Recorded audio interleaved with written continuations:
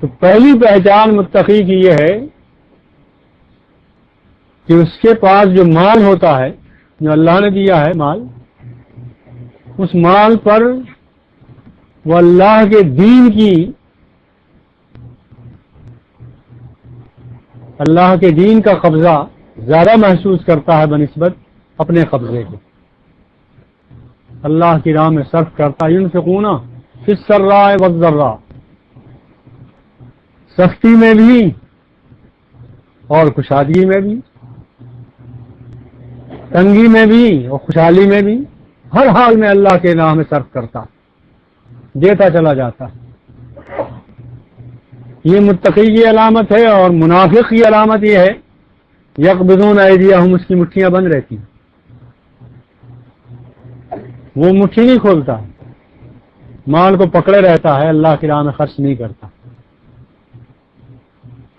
ظاہر مال کے اللہ کی راہ میں مال خرچ کرنا، اس کے بغیر تو مومن ہو ہی نہیں سکتا. اس لیے کہ الذین، اللہ تعالیٰ نے قرآن میں کہا ہے فَإِن تَابُوا وَأَقَامُوا الصَّلَاةَ وَآتُوا الزَّكَاةَ، اگر نماز قائم کریں اور زکوٰۃ دیں تو اخوانکم فی الدین، تو یہ مسلمان ہیں. مسلمان ہونے کے لیے ضروری ہے کہ آدمی جس طرح نماز قائم کر رہا اسی طرح زکوٰۃ بھی اللہ کی راہ میں ادا کرے. لیکن یہ زکوٰۃ جو ہے یہ کم سے کم درجے کی چیز ہے جس کے بعد انسان مسلمان سمجھا جائے، متقی سمجھا جائے.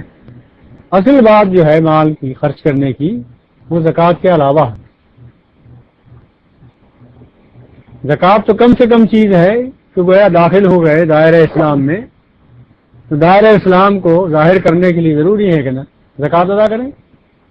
لیکن اصل چیز جو ہے وہ انفاق ہے، جس پر قرآن میں بہت زور ہے، بہت زور ہے، بار بار اس کو ذکر کیا گیا ہے. اور یہی وجہ ہے کہ آپ قرآن میں دیکھتے ہیں یجاہدون فی سبیل اللہ باموالکم وانفسکم، اللہ کی راہ میں جہاد کرنے والے ہیں مسلمان مالوں سے اور جانوں سے. دو ہی چیزیں ہیں جہاد کرنے کے لیے، دو ہی چیزیں ہیں. لیکن یہ بھی تعجب کی بات ہے، حیرت کی بات ہے اور توجہ کی بات ہے، قابل توجہ ہے کہ جہاں جہاں یہ الفاظ آئے ہیں قرآن میں، اللہ کی راہ میں جہاد کرو مالوں سے جانوں سے، جہاں جہاں یہ الفاظ آئے ہیں پورے قرآن میں، آپ ہر جگہ دیکھیں گے کہ جان پر مال کو مقدم کیا. جاہدوا باموالکم وانفسکم، جہاد کرو اللہ کی راہ میں مالوں سے اور جانوں سے. جان بعد میں ہے، مال پہلے ہے. اس لیے کہ انسان قوتیں صلاحیتیں تو لگا دیتا ہے مگر مال کی محبت ایسی ہوتی ہے کہ اس کے صرف کرنے میں وہ کوتاہی کرتا ہے. مومن وہ ہے جس کے مال پر قبضہ دین کا ہو اور وہ بے دریغ صرف کرے اللہ کی راہ میں، بے دریغ بہائے.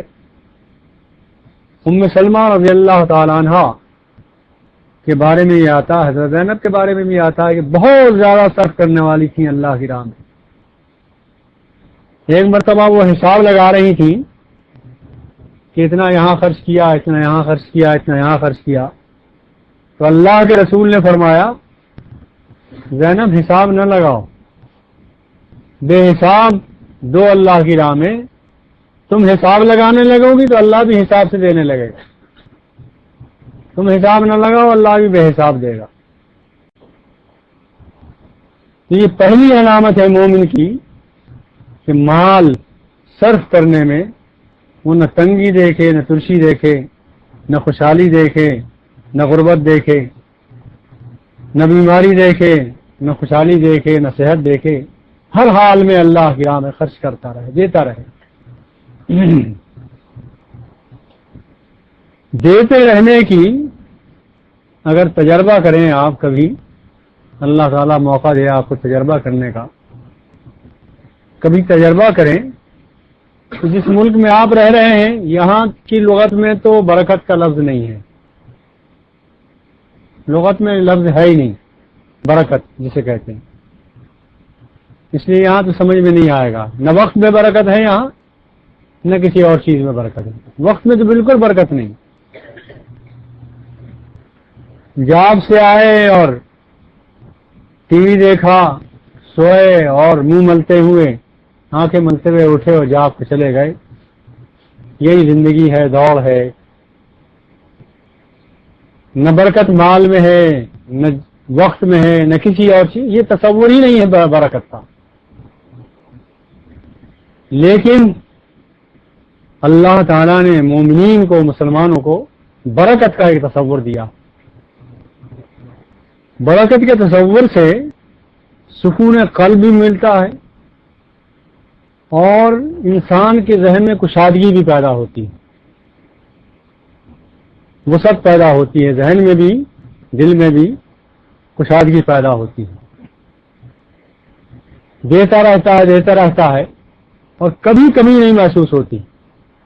یربی الصدقات, اللہ تعالیٰ بڑھاتا رہتا ہے صدقات. اس کا تجربہ آپ کریں. جن لوگوں نے تجربہ کیا ہے, اب یہ کہنا کہ میں نے تجربہ کیا ہے تو مناسب نہیں ہے. جن لوگوں نے تجربہ کیا ہے ان کا کہنا یہ ہے کہ ہم نے جتنا اللہ کی راہ میں دیا اتنی ہمارے پاس اضافہ ہوتا رہا, اللہ مزید دیتا رہا. اور ظاہر ہے کہ دینے والا تو اللہ ہے. آپ نے آج اگر اس کی راہ میں دے دیا ہے تو کل وہ کیوں نہیں دے گا. لیکن یقین ہونا چاہیے اس پر کہ اللہ دینے والا ہے.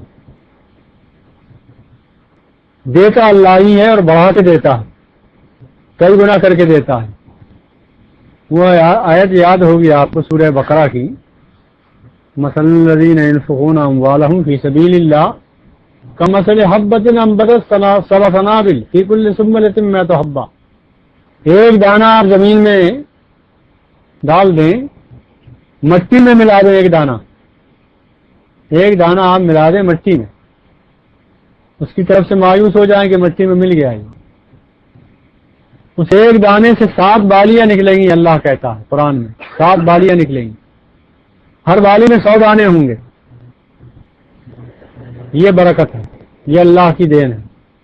آپ نے مٹی میں ملایا تھا اللہ کے بھروسے پر ایک دانہ, اس کو اس نے 700 دانے بنا کر واپس کیا. یہ تو تجربہ ہے ہمارا, ہر روز کا تجربہ ہے. لیکن اور چیزوں میں بھی تجربہ کریں اور یقین ہو. ہماری تاریخ میں ایک اور بزرگہ گزری ہیں, اللہ کی مخلوق میں سے ایک اچھی خاتون گزری ہیں, ان کا نام تھا رابعہ بصری. یہ بڑی مہمان نواز خاتون تھی. جس جگہ ان کا گھر تھا وہ شاہراہ عام تھی اور وہاں سے جو لوگ گزرتے تھے ان کے مہمان بنتے تھے. تربیت بھی فرماتی تھیں اور خانقاہ بھی چلتی رہتی تھی ان کی, اور لنگر بھی ان کا تھا, مہمان نوازی بھی بہت ہوتی تھی. ایک مسافر گزر رہا تھا, بہت بھوکا تھا بیچارہ. ان کے دربار میں چلا گیا, ان کے گھر جا کے مہمان بن گیا. تھا بھوکا اور یہ یقین تھا کہ بھائی یہاں تو ضرور کھانے کو ملے گا, اس لیے کہ یہ ایک بڑی مہمان نواز خاتون ہے. چنانچہ وہ مہمان ان کے گھر گیا, ٹھہرا. خادمہ سے پوچھا انہوں نے, فقیر آیا دروازے پر اسی وقت, خادمہ سے انہوں نے پوچھا رابعہ بصری نے کچھ ہے گھر میں؟ تو خادمہ نے جواب دیا 2 روٹیاں ہیں. تو انہوں نے خادمہ کو حکم دیا کہ وہ دے دو, فقیر کو مانگنے آیا ہے. مہمان بیچارہ بھوکا بیٹھا تھا, اس نے سوچا تھا 2 ہی روٹیاں تھیں بیچارے کی, یہاں وہ بھی چلی گئی, میں تو مارا گیا. خیر وہ 2 روٹیاں لے گیا فقیر. تھوڑی دیر کے بعد ایک صاحب آئے خوان لیے ہوئے, اور اس میں کچھ روٹیاں تھیں, اور انہوں نے کہا کہ یہ کسی صاحب نے آپ کے لیے تحفہ بھیجا ہے روٹیوں کا. رابعہ بصری نے پوچھا کہ یہ کتنی روٹیاں ہیں؟ اس شخص نے کہا کہ صاحب یہ 18 ہیں. تو رابعہ بصری نے کہا تم لے جاؤ اٹھا کے, یہ ہمارے یہاں نہیں ہے, ہمارے یہاں کی نہیں ہے, کسی اور کے یہاں بھیجی ہوں گی, آپ غلط آ گئے یہاں, یہ لے جائیے واپس. وہ مہمان بیچارہ اور پریشان ہوا کہ یہاں ہی کی, یہ بھی گئی. خیر وہ جو لے جانے والا تھا روٹیوں کا وہ چلا, واپس لے کے جانے لگا.